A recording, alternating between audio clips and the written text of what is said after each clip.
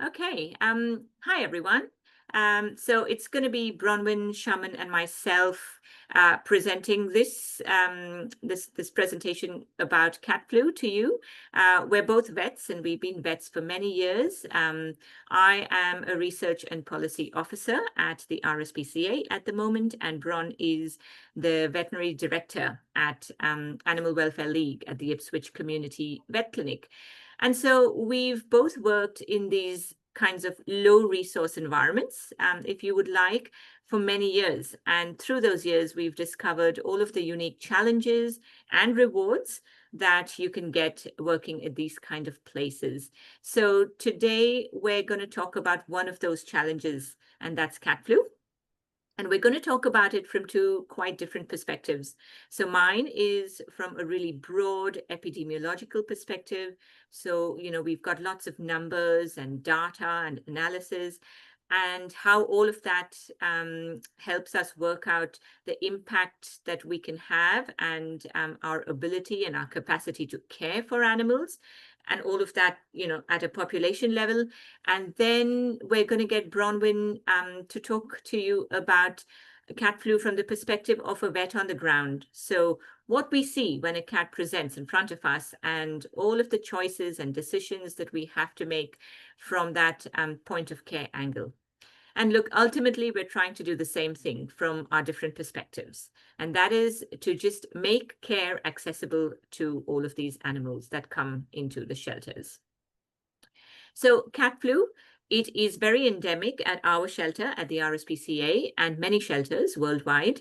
And illness can be quite protracted. And you can see how severe the disease can get in some of the patients. These two cats were just recent patients that we've seen. We photographed them, and you can see how it can get quite painful as well. So, the white cat has very severe conjunctivitis and discharge from the eyes. The black cat has an ulcer on its nose, and they can get ulcers on their tongue and in their mouth. And both Bron and I, over the years, we've seen times when virtually every ward is an isolation ward for these cats with cat flu. So, you can see some of the pictures there. These are all cat flu wards, rows and rows of flu cases, rooms and rooms of them. And you can imagine how overwhelming it would get, not just for the patients who are housed in those cages, but for the staff as well. So they get sick, but that overflows into other things that may not be immediately intuitive to pick up on. And that is what I've demonstrated over here. So have a look at the difference in the environment for the cats that are housed on the left and the ones housed on the right. And on the left, we've got healthy cats. Okay, so they're co-housed, so they have an opportunity to socialize. They have lots of enrichment, different levels for them to jump around, explore, all of that. But if they get sick, they get moved into the hospital so they can get treatment. And that's what's on the right. Stainless steel cages, litter tray, and food and water literally a couple of feet from each other. This is needed because of the nursing they need and the care that they need. But ultimately, this is adding to stress and to welfare compromise, because on one hand, we're trying to reduce their stress because we're giving them all of these medications to relieve pain, to relieve anxiety, etc. But then we're putting them in these not so ideal environments. And it's a really tricky balance to achieve when they get sick in the shelter environment. The other thing that you get is this. I call it the bottleneck effect, or the funnel effect. And this is what it feels like to us in the shelter sometimes, because at the RSPCA, at least, our doors are open 365 days of the year. Okay, so we've got cats coming in every day, 24/7, and we're trying to get them out and get adopted as fast as possible. But when they come in and they get sick, then they get stuck, because then they have to go through treatment and they have to stay with us until they're better, and then they can be adopted. And so you have this bottleneck effect. And ultimately what's happening is you're getting an overcrowded shelter. And that just means more stress, and that just means more infection, and they just can't get out and be adopted as fast as we would like.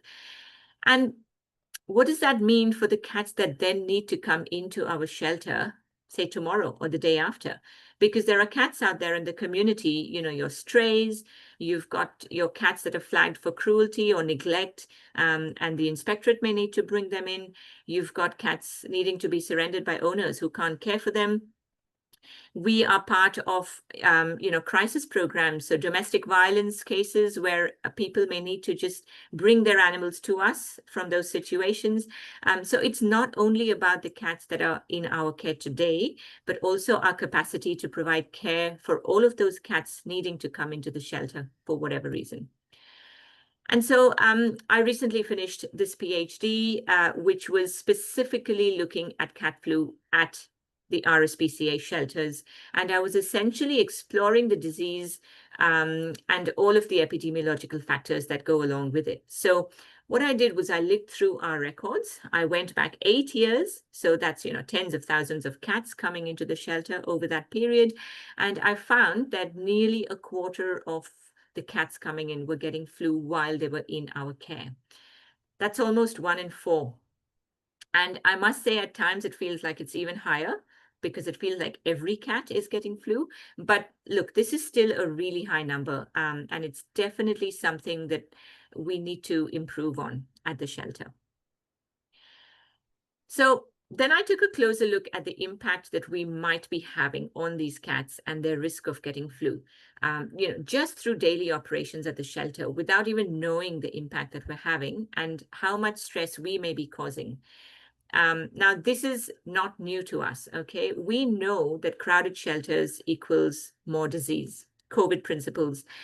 But on this graph, when you plug the numbers in, you can actually see the relationship and how strong that relationship is. So on the x-axis, you've got housing density. So, as you move along the axis, you've got a more crowded shelter. And you can see it's almost a linear relationship with the probability of getting disease, which is on the y-axis.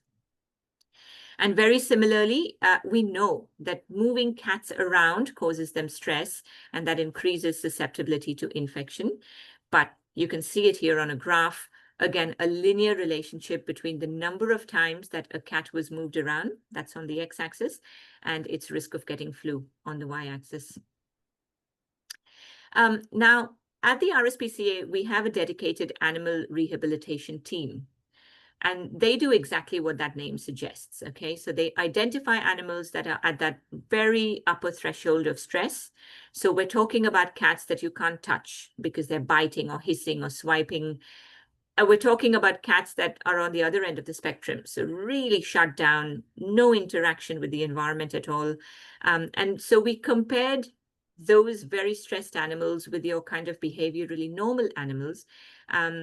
And the models estimated that those behaviorally abnormal animals were 5 times more likely to pick up cat flu compared to those normal ones.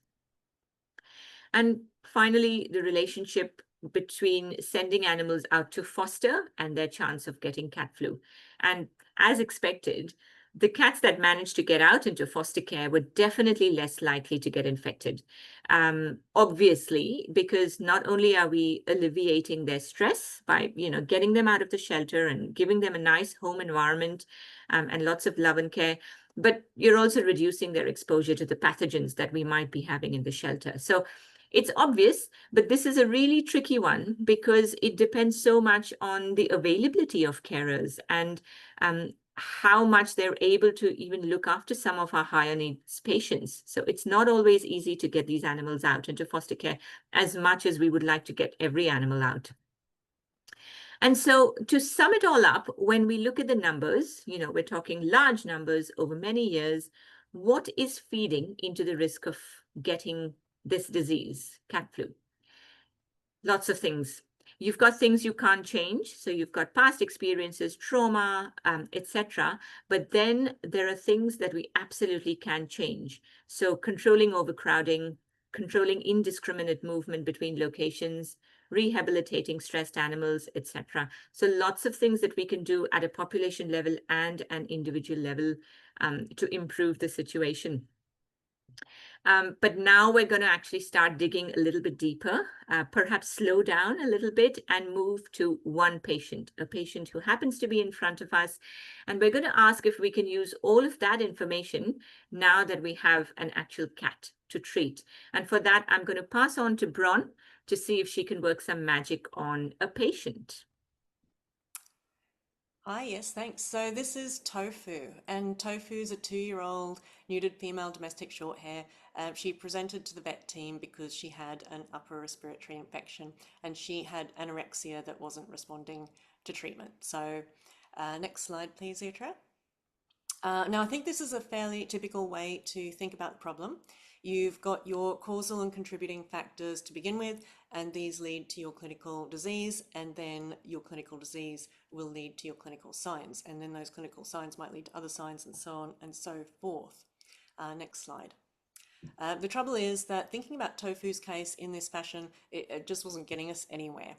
So at the stage that we're going to begin to talk about Tofu, Tofu had already been given all the usual treatments. She hadn't eaten much of anything for 4 days. And what that means is that we really need to make a decision about how we're going to handle this cat. Obviously, she can't just not eat. That's not good welfare and it's not going to work out for her. Doesn't make sense to just keep trying the same treatments over and over again when they've already failed. Placing a feeding tube is what your textbooks will tell you to do, but it's not feasible in the shelter. It's not a type of care that we really have access to within that setting. And especially remembering how many cats we have to deal with these same signs. But not only that, but if we did that, we could take care of Tofu's nutritional needs, but it wouldn't really be addressing the fact that she doesn't want to eat, which is not good welfare. So we're at a bit of a turning point. We do consider whether we can persist with treatment in these cases, whether they are treatable, or whether we need to make the humane decision to let them go. But we don't want to do that, obviously. We want to try and treat them if we can. So we're going to, in this case, just see if we can rethink that problem. So next slide. Now, this is the thought process that I went through and the sort of the thinking tool that I used. Before we got to this point, this was our focus of our thinking, so the clinical disease. The thing is, at the end of the day, Tofu doesn't really care about Tofu's clinical disease, what that is, what the diagnosis is it mycoplasma? Tofu doesn't even know what that means. So as we rethink that whole thing, we're going to start by doing something to replace that focus with something that Tofu actually cares about. Next slide. And I've called this the patient problem. So we're going to wrap the rest of our thinking around this patient problem. So choosing a patient problem is a matter of some judgment. Next slide.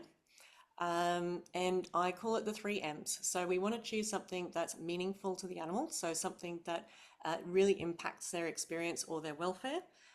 Next slide. Something that has a measurable outcome, so we in communication effectively with this animal, this is how the animal is going to tell us that it's working. Next slide.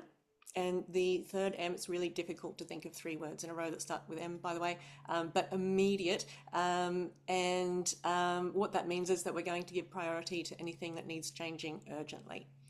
Next slide. So in this case, with Tofu, we've chosen to focus on the anorexia rather than focusing on the cat flu as such. Next slide. So we're going to then build a map, like a problem map around this focus. And we want to do it in an evidence-based fashion. And when I say evidence, we're going to bring that in from 2 different levels. So we've got the population level evidence. That's where Uttara comes in and her research. You get this from reading your textbooks, reading your papers, reading your coursework, doing your coursework, that kind of thing. But we're also going to include individual evidence, I guess, things that we learn from Tofu. So what's Tofu showing us or telling us? Where is Tofu? What situation is Tofu in? What's available to her where she's living or being treated? And then we're going to map all of that out. Next slide. So let's start with the familiar. So here's our infectious agent and stress, same as the linear diagram that we saw before. So that's all well and good. Next slide. We're going to bring in a few factors from the research that we've read. So we're bringing in updated research now. We know that movement within the shelter contributes to clinical disease, so that goes up there. We've got genetics, epigenetics, signalment. Tofu had gastrointestinal parasites at intake, so poor gut health has been added here. That's more of an individual factor. And I just want you to notice what I've done with this box that says stress here. So in the previous slide, if we just go again, Uttara. So look at the size of that box. It was kind of that big. But considering Tofu's history and body language and recent movement into the vet hospital, it's got bigger. So I think we're going backwards and forwards there, and we're seeing that that box look bigger. Just to the next slide there. So we're thinking that it's a bigger factor in this case. So the process is not linear, but it's not random either. We're making these sort of semi-quantitative estimates along the way based on our best knowledge on the research, but also on what the individual patient is telling us. And look, I don't want to go through all of this. We can just skip a couple ahead here. We're going to get all our factors on the map, keep adding. We're going to link them up. If we can grab that, just skip through to those slides. There they are, all linked up. And so we've got these sort of self-sustaining system, basically, that's producing this anorexia. And what we want to do now is we want to try and target as many of those nodes and as many of the connections between them as we can to try and break this system down. So that within the resources that we have by the people who will be doing this treatment, we can address Tofu's problem that she has. And I didn't have a picture of Tofu eating, but I think that's how cats think of themselves inside their head. So, you know, Tofu did eat in the end, which is great. Now, you might ask, what was the plan? What did we actually do? Now, before we get into all of that, next slide, please, Uttara. Just let's go back and have a look at this more linear way of thinking and think about the plan that we had in place then. So when we were thinking in this fashion, we had a treatment plan. It was quite heavy on the pharmaceuticals. There's a little bit of nursing care, maybe a couple of other things that we were doing. But next slide. When we give that thought process a shake up, we're really now firing on all cylinders. So I want to go through these ones only very briefly. Next slide. So first of all, we've still got our pharmaceuticals in there. We were able to drop that back within a day or two, which is great. We're taking better advantage of our nursing care. There's a really big difference on the next slide in how we're using our space. So we've got the hospital cages, same as before, but we're now going to let Tofu out into this hospital space for periods of time. And, you know, we can see the big difference. Next slide. We've introduced a couple of other things here. These are new things. Interactions therapy, which means offering, so not forcing, but offering gentle patting or play, that kind of thing. And we've coordinated the whole plan together into a therapeutic routine, which works with the natural behavioural sequences of cats and helps to make the cat's experience, and particularly the eating part of that experience, much less stressful. And these two things make quite a lot of difference from a health perspective. And the beauty of them, they're basically free. So that's great. So next slide. You'll be happy to know that Tofu recovers successfully and was adopted. But before we close off, I want to talk about one last piece in this puzzle. Next slide there. Because we can start with the science or we can start with the patient. But if we just go through the next slide, I have a new question. What about if we start with the practice? Next slide. There's two things here. So support from colleagues. These may be colleagues within the practice, so other vets, but also your nursing staff, your reception staff, your kennel staff, whoever it is. Might also be colleagues outside the practice, so the professional community, referral centres, partner organisations. So there's a role that everybody plays in this because there's a lot that has to happen. You need to get to know the patient, and you need to get to know those caring for the patient, and you need for them to come on board with what you want to tell them. And you need to be able to bounce ideas around in this really supportive and constructive way, and that includes the slightly crazy ideas that you're going to end up discarding, but it's part of the process to, you know, bounce them around anyway. If we go on to the next slide, I just don't think you can practice this kind of contextualized care in an environment where different automatically means wrong. Next slide. The second dot point here is support from management. And just going forward again, please, Uttara, next slide. I don't think you can sustain this type of care unless its principles are accounted for in the business model. And look, it's pretty lucky, I guess, that I'm out of time because I'm still, that's a big question, and I'm still putting a few pieces of that together. But we are out of time as it happens, so I'll wrap it up instead. Just go through to the next slide. We want a model of care which is accessible, and we're going to do that by putting our focus on welfare rather than diagnosis. And we'll draw information from research and from the individual so that we can understand the patient problem. And then with teamwork and supported by the right business model and the right management, we can build this practice of accessible medicine. And that's going to help more people and more animals. So that's the whole point at the end of the day. That's all we've got for you at the moment. I hope to see you in the Q&A panel later on. Thanks for attending this session.